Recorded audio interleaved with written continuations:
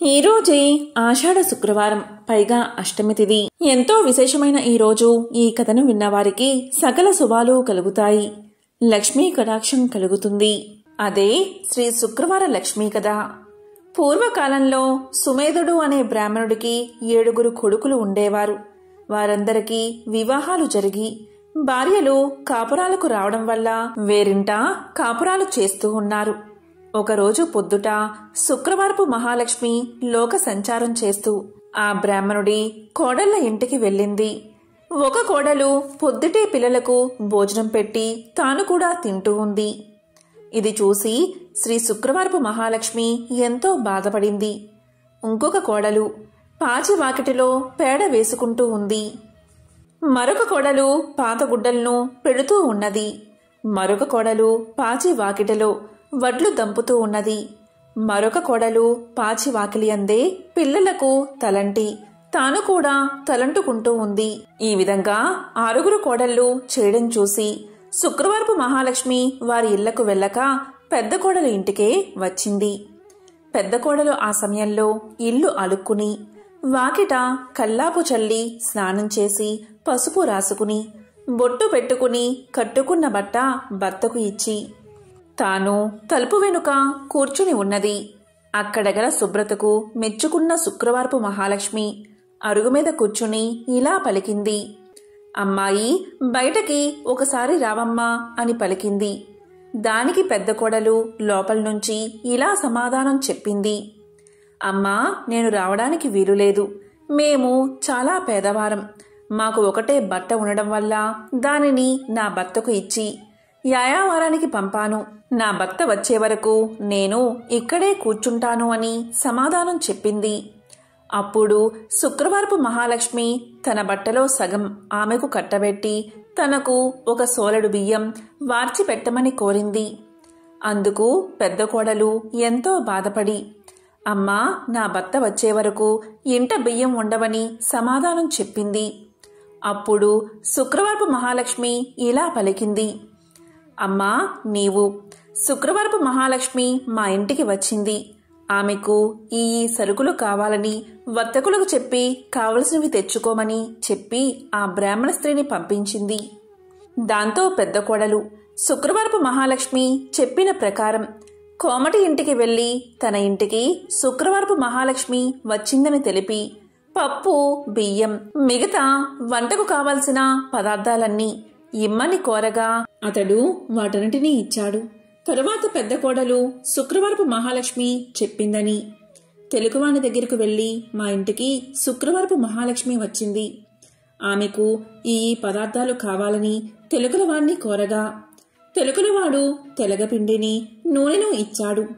ఆ తరువాత పెద్ద కోడలు కంచెల దగ్గరకు వెళ్లి కంచెల దగ్గర శుక్రవారపు మహాలక్ష్మి మా ఇంటికి వచ్చింది. ఆమెకు ఈ పదార్థాలు కావాలని కోరగా కంచరి ఇంటి దగ్గర పాత్ర సామాగ్రిని ఇచ్చాడు. తర్వాత పెద్ద కోడలు సాలివాని దగ్గరకు వెళ్లి మా ఇంటికి శుక్రవారపు మహాలక్ష్మి వచ్చింది. ఆమెకు ఈ పదార్థాలు కావాలని కోరగా సాలివాడు మంచి మంచి బట్టలను పెద్ద కోడలకు అందజేశాడు. దాంతో పెద్ద కోడలు ఇంటికి వెళ్లి 4 పిండి వంటలతో అవకాయ పచ్చలతో శుక్రవారపు మహాలక్ష్మికి వడ్డించింది. అంతలో ఆమె భర్త ఎడమూట పెడమూటలతో సంతోషంగా ఇంటికి వచ్చాడు. ఆ రోజు అతనికి సంతృప్తికరంగా యాయావారం దొరికింది. అతనికి పెద్ద కోడలు భోజనం వడ్డించగా దాన్ని పోంచేసి ఇవి ఎక్కడి నుంచి వచ్చాయి అని అడిగాడు. ఆమె తమ గృహానికి శుక్రవారపు మహాలక్ష్మి వచ్చిందని తెలియజేసింది. అంతలో శుక్రవారపు మహాలక్ష్మి తానింక వెళ్తాను అని చెప్పగా పెద్ద కోడలు, అమ్మా, ఈరోజు రాత్రి భోజనం చేసి వెళ్దూగాని అని కోరింది.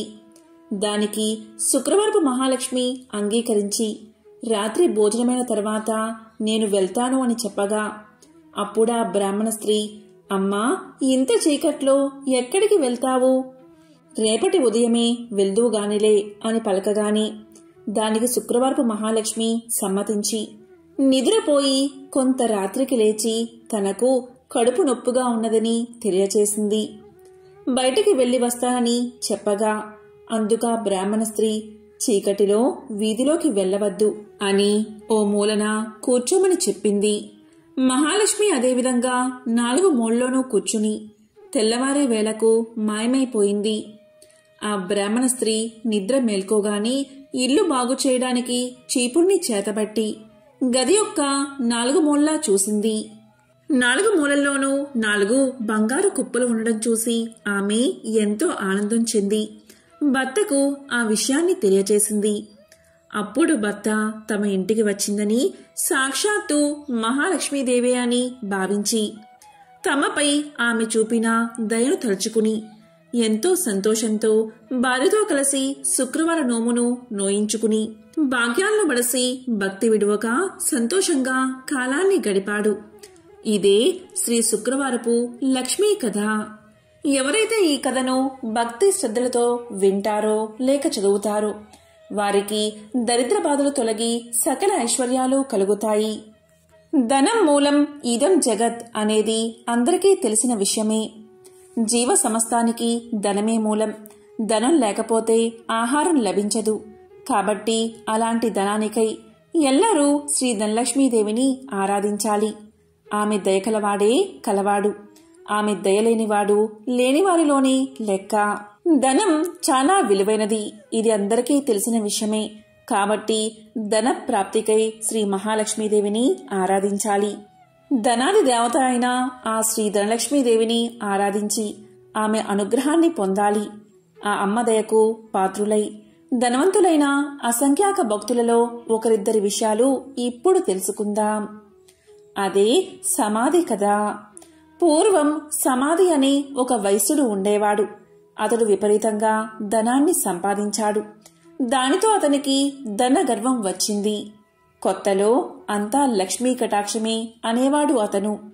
రాను రాను దేవుడా లేక దెయ్యమా, నా తెలివితేటలతోనూ బోలెడు పెట్టుబడితోనూ వ్యాపారం చేశాను, అందుకే సంపాదించాను, అంతా నా గొప్పతనమే అండం మొదలుపెట్టాడు.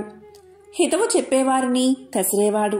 తనకు వంత పాడేవారిని చేరదీసేవాడు. అలా అతని చెంత చేరిన భజనపరులందరూ కూడా అతని వద్ద ధనం తీసుకుంటూ ఉండేవారు. అందుకుగాను వారా సమాధితో కలిసి దైవ దూషణలు కూడా చేస్తూ ఉండేవారు. తద్వారా వారి వద్ద డబ్బు నిలిచేది కాదు. సమాధి వారికి ఎంత ఇచ్చినా అదంతా ఏదోలాగా ఖర్చయిపోతూ ఉండేది.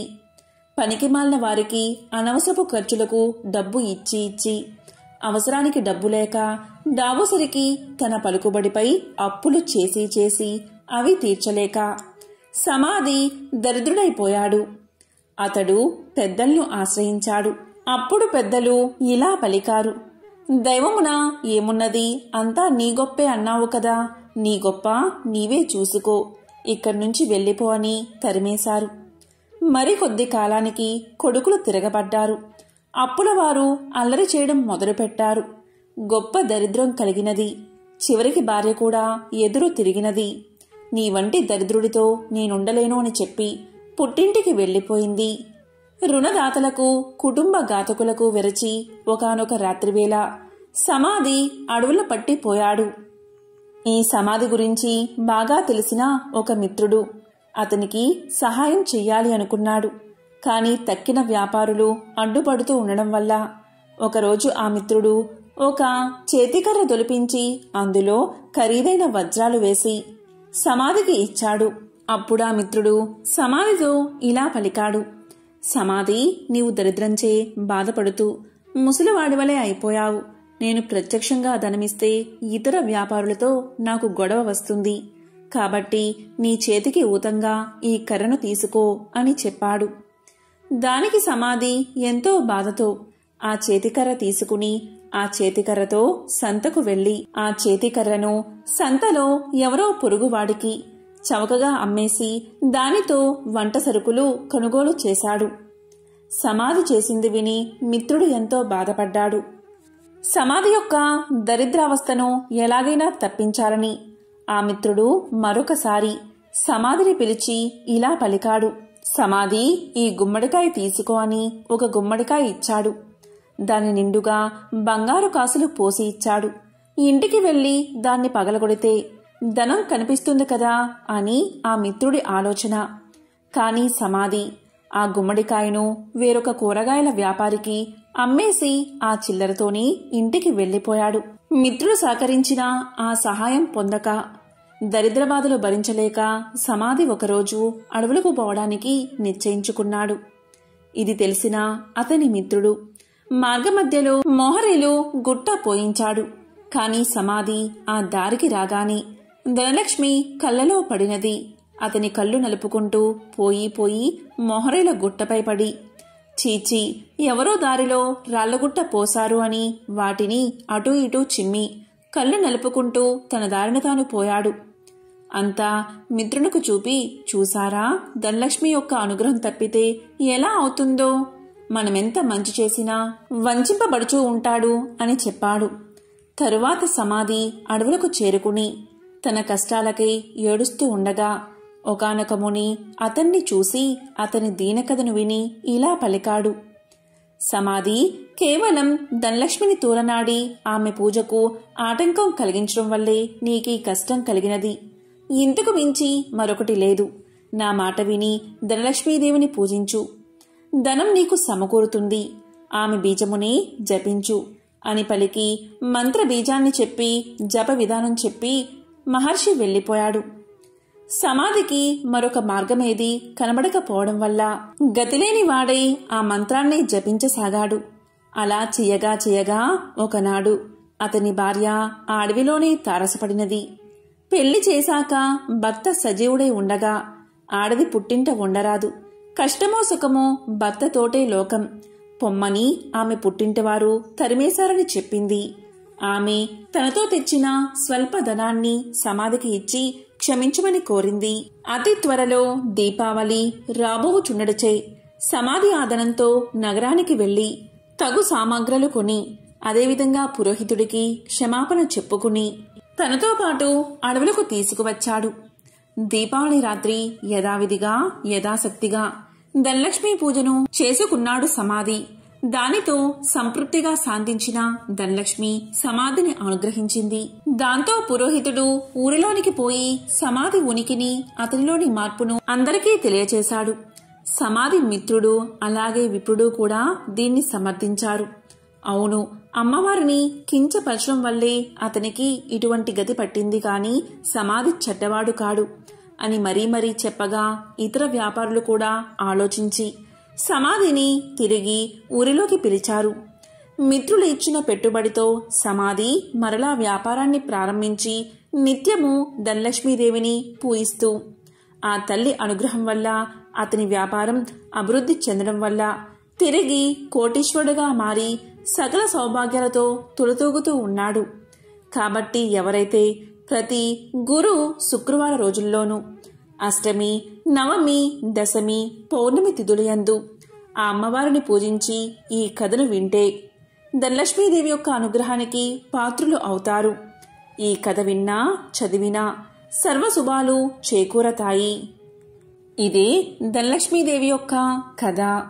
త్రిలోక సంచారి అయిన నారద మునికి ప్రతిదీ తెలుసుకోవాలనే ఆతృత ఉంటుంది.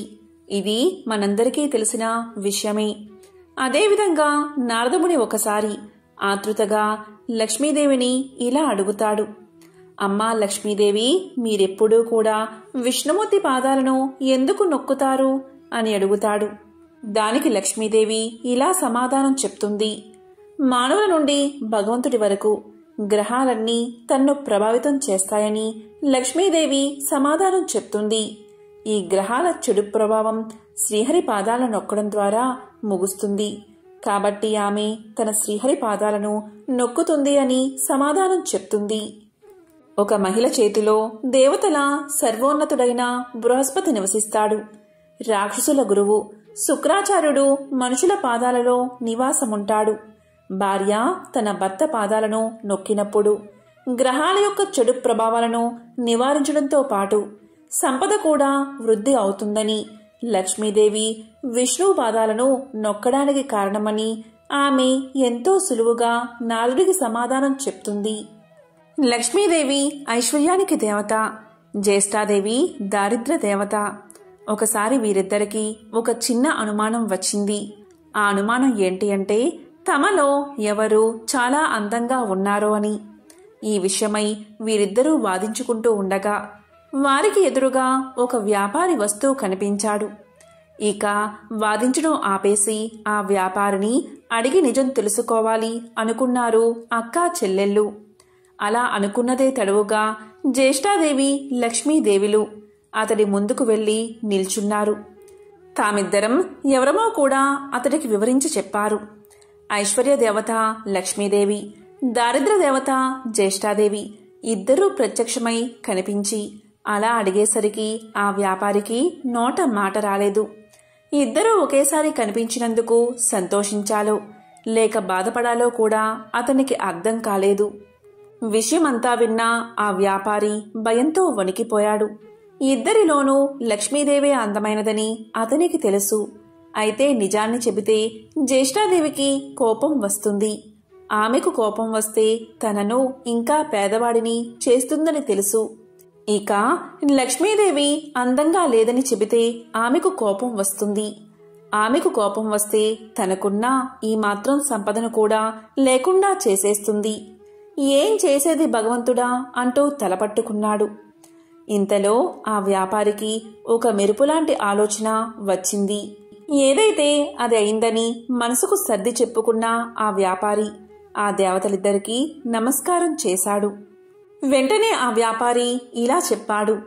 అమ్మా, ఓ మహాలక్ష్మి, నువ్వు ఇంట్లోకి వస్తున్నప్పుడు నీ అంత అందమైన స్త్రీ భూలోకంలో కాని స్వర్గలోకంలో కాని ఎవరూ ఉండరు అని చెప్పాడు. అలాగే జ్యేష్ఠాదేవి వైపు చూసి, అమ్మా, ఓ జ్యేష్ఠాదేవి, నువ్వు ఇంటి నుంచి బయటకు వెళ్తుంటే నీ అందం సొగసు వర్ణించేందుకు మాటలు చాలవు. ఆ సమయంలో నీ అందాన్ని ఎవరితోనూ పోల్చలేము అని సమాధానం చెప్పాడు. ఆ వ్యాపారి ఎవరి మనసులో నొప్పించిన విధంగా చెప్పిన తీరు జ్యేష్ఠాదేవి లక్ష్మీదేవులను సంతృప్తిపరిచింది. అతడు ఇద్దరిని విజేతలుగా నిర్ణయించాడని వారిద్దరూ అర్థం చేసుకున్నారు. దాంతో ఇద్దరూ అతడి నిర్ణయానికి సంతోషపడుతూ అక్కడ్నుంచి మాయమయ్యారు. ఇక్కడ అర్థం చేసుకోవాల్సింది ఏంటి అంటే జ్యేష్ఠాదేవి లక్ష్మీదేవులు ఎవరికి వారు విజేతలమని అనుకుంటూ వెళ్లారే కాని నిజానికి నిజమైన విజేత ఆ వ్యాపారే. ఎందుకంటే అతడు ఐశ్వర్య దేవత అయిన లక్ష్మీదేవి అభిమానాన్ని పొందడమే కాదు, లక్ష్మీదేవి బద్ధ శత్రువైన జ్యేష్ఠాదేవిని సైతం సంతృప్తిపరిచాడు. కాబట్టి నిజమైన విజేత ఆ వ్యాపారే. లక్ష్మీదేవి అదృష్టానికి శుభానికి సంకేతం. అయితే జ్యేష్ఠాదేవి దరిద్రానికి సంకేతం.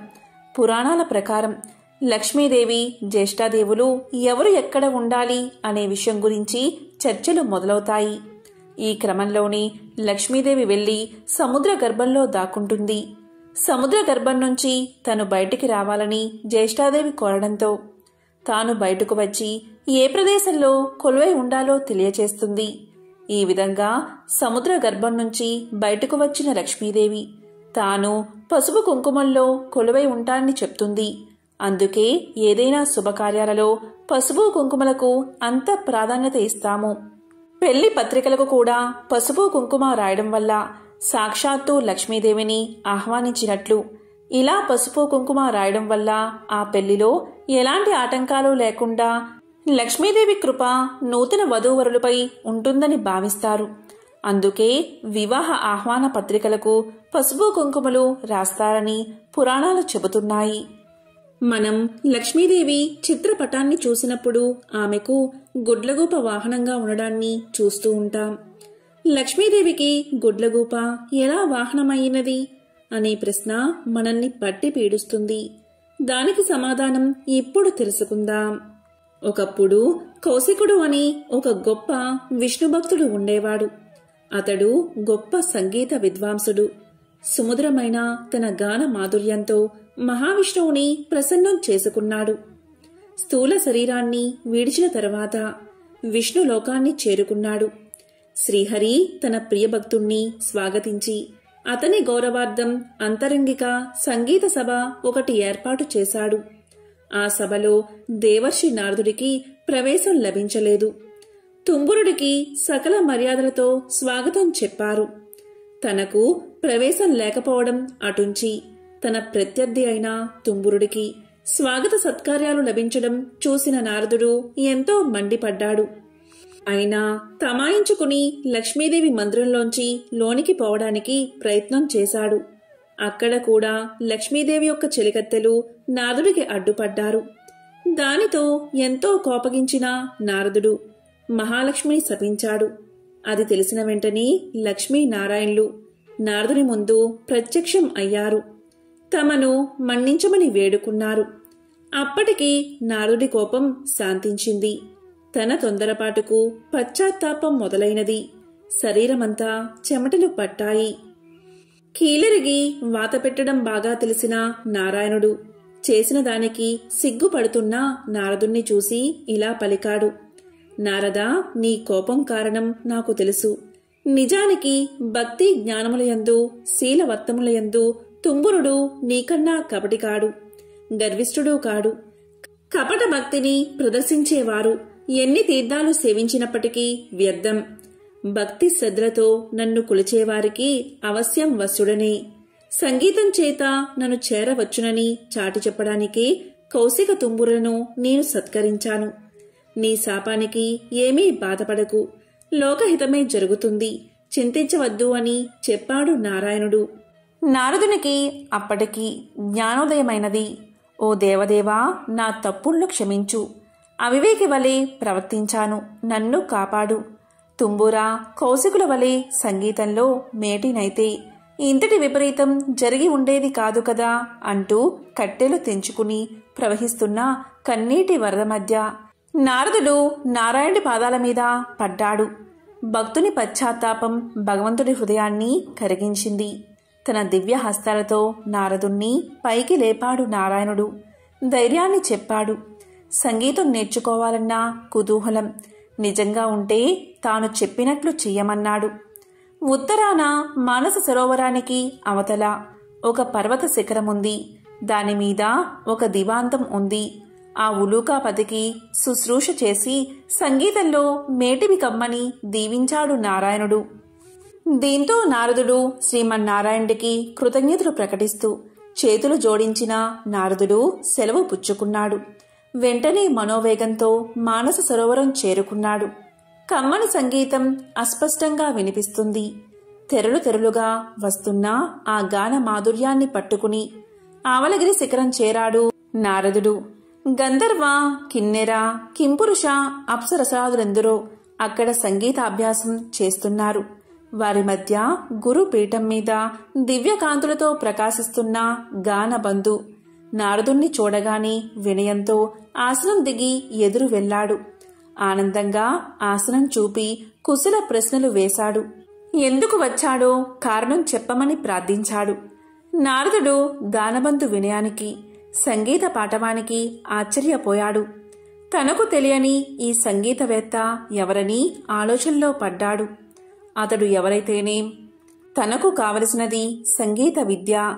ఉలూకాపతికి నమస్కారం చేసి జపతపాదులకు సాధ్యం కాని శ్రీహరిని తుంబుర కౌశికులు గాన మాధుర్యంతో వశం చేసుకున్నారని, తనకు అలాంటి దివ్యగాన విద్యను ప్రసాదించమని వేడుకున్నాడు. గానబంధు అంటే ఉలూకాపతి. నారదుడి ఆంతర్యం గ్రహించి ముందు తానెవరో వివరించసాగాడు. ఓ నారద మహర్షి, నేను చెప్పేది శ్రద్ధగా వినండి. పూర్వం భువనేశుడు అనే రాజు ఉండేవాడు. అతడు చాలా జాలిగుండె కలవాడు, ధర్మవర్తనుడు. సంప్రదాయానుసారం ధర్మకార్యాలన్నీ క్రమం తప్పకుండా నిర్వహించేవాడు. అటువంటి ఉత్తమ పాలకుడు సంగీతాన్ని మాత్రం నిషేధించాడు. ఎవరైనా గానాలాపన చేస్తే మరణశిక్ష విధించమని మంత్రులకు తెలియచేశాడు. భగవంతుణ్ణి కూడా భక్తి గీతాలతో స్తుతించకూడదని చాటింపు వేయించాడు. ఒకరోజు హరిమిత్రుడు అనే భక్తుడు రాజు ఆజ్ఞను మర్చిపోయి భగవంతుణ్ణి కీర్తిస్తూ గానం చేశాడు. ఆ గాన మాధుర్యంలో మునిగిపోయిన ప్రజలు కూడా పాడకూడదు అన్న విషయాన్ని మర్చిపోయారు. వెంటనే రాజభటులు వచ్చారు. హరిమిత్రుణ్ణి రాజు ముందు నిలబెట్టారు. రాజు ఆలోచించాడు. పాడినవాడు బ్రాహ్మణుడు. బ్రహ్మహత్య మహాపాపం. మరణశిక్షతో సమానమైనది రాజ్య బహిష్కరణ. ఇలా ఆలోచించి హరిమిత్రుడి సంపదనంతా స్వాధీనం చేసుకుని రాజ్యం నుంచి వెళ్ళగొట్టాడు రాజు. కాలచక్రం తిరగడం మానదు కదా. కొంతకాలానికి రాజు మరణించాడు. పుట్టిన ప్రతి ప్రాణి గిట్టక తప్పదు. అలాగే గిట్టిన ప్రాణి కూడా పుట్టక తప్పదు. నరుడిగా మరణించిన రాజు గుడ్లగూపగా జన్మించాడు. దివాంద జన్మ కాబట్టి రాత్రులందే ఆహారం సంపాదించుకోవాలి. తిండి ఒక సమస్యగా తయారైనది. పురాకృత దోష ఫలితం కాబోలు. ఒకసారి 4 రోజులైనా ఆహారం దొరకలేదు. ఆకలి దుర్లభమైపోయినది. చివరికి మరణాన్ని ఆహ్వానించాడు. అతడు పూర్వజన్మలో చేసుకున్న సుకృతం వల్ల మరణదేవత యమధర్మరాజు వచ్చి ఎదురుగా నిలబడ్డాడు. ప్రాణం తీయకుండా ఎదురుగా నిలబడ్డ యముణ్ణి చూసి, ధర్మరాజా, ఎందుకు ఈ విధంగా నన్ను బాధపెడుతున్నావు? నేను గత జన్మలో రాజుగా ప్రజలపై ఎంతవరకు దయాదాక్షిణ్యాలు చూపించాలో అంతవరకు చూపించాను. నీవెందుకు నాపై దయచూపవు అన్నాడు భువనేశుడు. దివాంద స్థితికి యమధర్మరాజు ఎంతో జాలిపడ్డాడు. తాను చేసిన తప్పేమిటో తెలియకుండా ఎవరైనా శిక్ష అనుభవించడం ధర్మం కాదు కదా. తెలిసినప్పుడే కదా పశ్చాత్తాపం కలిగేది. అలా ఆలోచించి అసలు విషయం చెప్పాడు యమధర్మరాజు. దివాందమా, నీవు రాజుగా ఉన్నప్పుడు అనేక సత్కార్యాలు చేసిన మాట నిజమే. కాని పరమాత్ముణ్ణి వేద మంత్రాలతో మాత్రమే స్తుతించాలని శాసించడం నీ మూర్ఖత్వం. పరమ పావనమైన సంగీతంతో హరికీర్తన చేసిన హరిమిత్రుణ్ణి శిక్షించిన పాపం తక్కువైంది కాదు కదా. ఆ పాప ఫలితం కొండంతై నీకు లభించిన పుణ్యఫలానికి మించిపోయింది. అదే నేడు నిన్ను పట్టి పీడిస్తుంది. విష్ణు భక్తులకు చేసిన కీడు నీకీ అవస్థ తెచ్చిపెట్టింది. దీని నుంచి బయటపడ్డం ఎవరికీ సాధ్యం కాదు. సమవర్తి చెప్పింది విన్నాక, అంటే యముడు చెప్పింది విన్నాక గాని దివాందానికి తాను చేసిన తప్పేమిటో అర్థం కాలేదు. ఏ మార్గంలో అయినా భగవంతుణ్ణి స్తుతించవచ్చు అనే జ్ఞానం కలిగింది. చేసిన తప్పుకు క్షమించి ఎలా అయినా బయటపడే మార్గం చూపించమని ధర్మదేవత పాదాల మీద పడ్డాడు. దీంతో యముడి హృదయం కూడా ద్రవించింది. ఉలూకరాజా, చేసిన తప్పుకు శిక్ష అనుభవించక తప్పదు. దేనికి మించిన శిక్ష అనుభవించినచో శిక్షాకాలం తగ్గుతుంది. అంగీకరిస్తే ఆ గుహలోనికి రా. అందులో నీ గత జన్మ దేహముంది. అందుండి రోజుకు కొంత మాంసాన్ని చీల్చుకుని భక్షించు. అది పూర్తయిన తర్వాత నీకు శుభం కలుగుతుంది అని దీవించి వెళ్ళిపోయాడు. ఓ మహర్షి, ఆ దురదృష్టవంతుణ్ణి నేనే. ఆ తరువాత నేనొక రోజున నా శవం వద్ద కూర్చుని ఉండగా దివ్య తేజస్వి అయిన ఒక బ్రాహ్మణుడు రథంలో పోతూ నా ముందున్న శవాన్ని చూసి రథాన్ని ఆపాడు.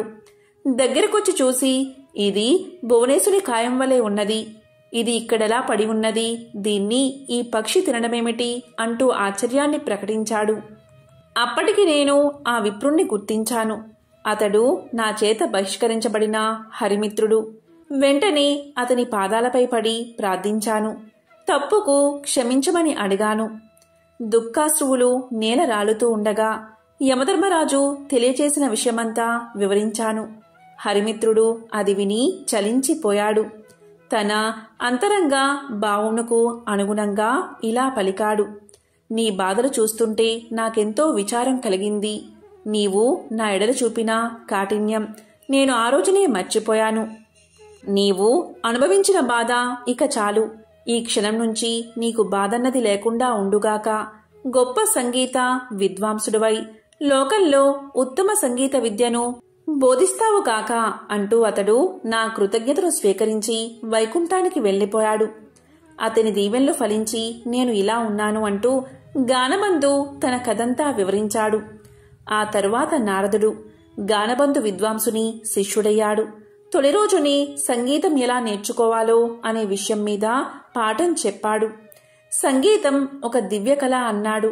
తపంతో కాని తామసంతో కాని అది పట్టుబడదు అన్నాడు. కళ కోసం జీవితాన్ని అర్పించాలి అన్నాడు. కష్టపడి నిరంతరం సాధన చేస్తే ఎవరైనా అపురూపమైన ఈ కళలో ఆధిక్యం సాధించవచ్చు అన్నాడు. గౌరవభావం మొహంలో ఉట్టిపడుతూ ఉండగా వినయంగా తలవంచుకుని ఆలకించాడు నారదుడు. ఆ సాధన అలా 1000 ఏళ్లు గడిచాయి. కఠోరమైన దీక్షతో నారదుడు 3 లక్షల రాగాలలో మంచి ప్రావీణ్యం గడించాడు. సహపాఠులంతా పొగిడేస్తుంటే సంగీతంలో ఇక తనకు తిరుగులేదనే గర్వంతో ఉబ్బిపోయాడు. అమిత ఆనందంతో గురువును చేరి కృతజ్ఞతలు చెల్లించాడు. గురుదక్షిణ చెల్లిస్తాను, ఏమి కావాలో సెలవివ్వమన్నాడు. ఎంతటి కోరికైనా సంశయించవద్దు అన్నాడు. శిష్యుడి పలుకులు విన్న ఆ గురువు ఎంతగానో సంతోషించాడు. ఓ మహర్షి, దేవర్షులైన మిమ్మల్ని నేనేమి కోరగలను? దివాందమునకు కావలసిన అవసరాలు ఏముంటాయి? శిష్యుడివి అయినందున ఏదో ఒకటి కోరుకోక తప్పదు. ఈ ధరాతలం నిలిచి ఉండే వరకు సంగీత కళతో పాటు నేను సైతం లోకంలో గుర్తుండేలా వరాన్ని ప్రసాదించు అని తన మనసులోని మాటను బయట పెట్టాడు. అప్పుడు నారదుడు విశాలంగా నవ్వాడు. ఓ గురువర్యా, ఇది మరీ చిన్న కోరిక. ఈ చిరు కోరిక మీకున్న సంగీత పాండిత్యం తీర్చగలదు. శిష్య ప్రశిష్య కోటి వలన భూతలమున సంగీత కళ నిలిచి ఉన్నంత వరకు మీ కీర్తికి అంతులేదు. మీరు చేసిన ఈ మహోపకారానికి గురు దక్షిణిగా లక్ష్మీనారాయణల కటాక్షం, వారి సేవా భాగ్యాన్ని, శాశ్వత సన్నిధానమును ప్రసాదిస్తున్నాను. ప్రళయం సంభవించిన వేళ శ్రీ మహావిష్ణువునకు గరుత్మంతుని వలె శ్రీ మహాలక్ష్మికి నీవు వాహనమై తరింతువుగాక అంటూ శిష్యుడికి కానుకను దేవర్షిగా వరాన్ని సమర్పించి సెలవు తీసుకున్నాడు నారదుడు. ఈ విధంగా గానబంధు అనే గుడ్లగూప లక్ష్మీదేవికి వాహనంగా మారింది. ఎవరైతే ఈ కథలను వింటారో లేక చదువుతారో వారికి శ్రీ మహాలక్ష్మీదేవి యొక్క అనుగ్రహం, కరుణా కటాక్షాలు తప్పకుండా కలుగుతాయి. రుణ సమస్యలు తొలగి లక్ష్మీ కటాక్షం కలుగుతుంది. ఓం శ్రీ మహాలక్ష్మీయే నమః. ఓం నమో నారాయణాయ. ఓం శ్రీ మాత్రే నమః. ఓం నమః శివాయ.